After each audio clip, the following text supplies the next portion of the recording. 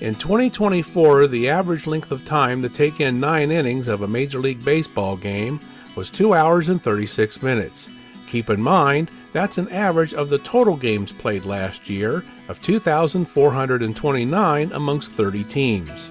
Factoring in games with extra innings, and the needle moves only by 2 minutes to an average of 2 hours and 38 minutes. Now flashback to 1920. When there were only 16 teams and 1,234 games played, the average time of 9 innings was just 1 hour 48 minutes, and 1 hour 51 minutes when you factor in games with extra innings. Thank goodness that in either century, there hasn't really been a great deal of games that go into extra innings and for any length of time. But of those few, there is one that tops them all, from May 1st, 1920. When the Boston Braves hosted the Brooklyn Robins in what would become the longest game in Major League Baseball, 3 hours and 50 minutes and 26 innings. And today, we're going to share with you some highlights from that game, as well as talk about one of only 2 players that scored in that game, Ernie Krueger of the Robins. So get your soda, a hot dog, and maybe some Cracker Jacks, and join us for a great story, right here on History and Relics.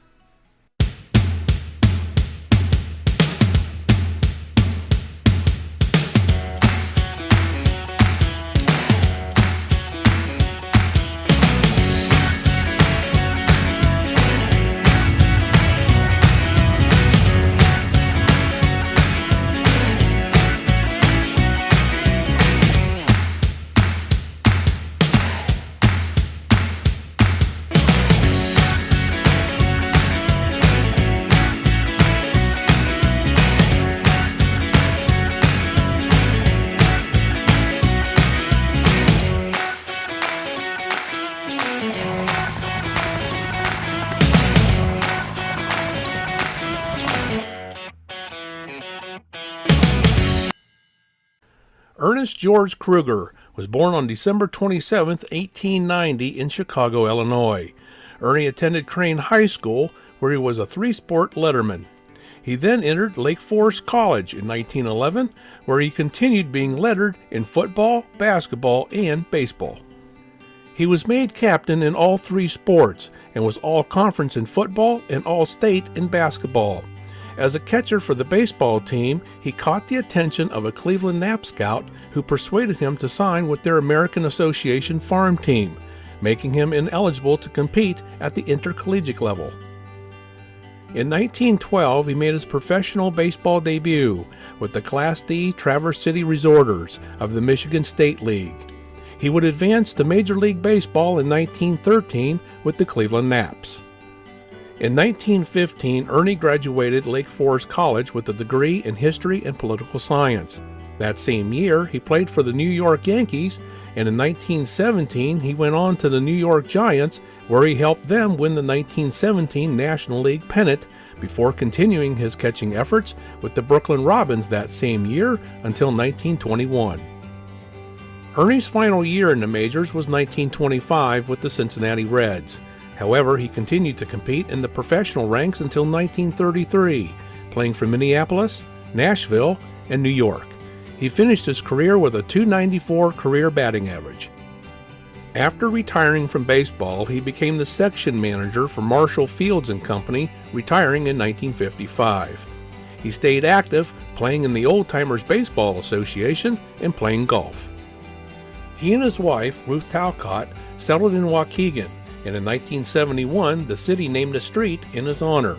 Another great honor was bestowed upon him in 1974, when he was inducted into the Lake Forest College Hall of Fame. Ernie passed away on April 22, 1976, at the age of 85. Before we head into talking about the longest game in Major League history, let's pause a minute to take a look at one of Ernie's game-used bats from the early to mid-1920s. This is Ernie's Louisville Slugger bat that measures out to 36 inches and weighs 33 ounces and is made of ash. It exhibits some factory side writing, but to a player that's unknown or illegible. Nonetheless, it's a great piece of history from late in Ernie's career for sure. On a cold, damp, and overcast May 1st of 1920 at 3 o'clock in the afternoon, the Boston Braves hosted the Brooklyn Robins in a National League matchup. Brooklyn was in second place in the league, having an 8-4 record. Boston, meanwhile, was off to a slow start with a record of 4-5. Because of the continued threat of rain that day, only about 4,000 faithful fans turned out at Braves Field. What was slated as an ordinary day at the ballpark would eventually become baseball history in the making. The Braves' Joe Esker squared off against Brooklyn's Leon Krueger, who both had ERAs of just under 1. The game was still at 0 until the top of the 5th inning. With Esker pitching, Ernie Krueger was up to bat. Krueger was walked. Leon Krueger was up next, but hit a ground out. Then Ivy Olson hit a single to left field, which scored Ernie Krueger. Esker then threw a wild pitch to Bernie Neese, which allowed Olson to take second base. But after that, Neese struck out and Jimmy Johnston had a lineout. Now with the Robins taking a 1-0 lead, the Braves came back to tie the game in the bottom of the 6th.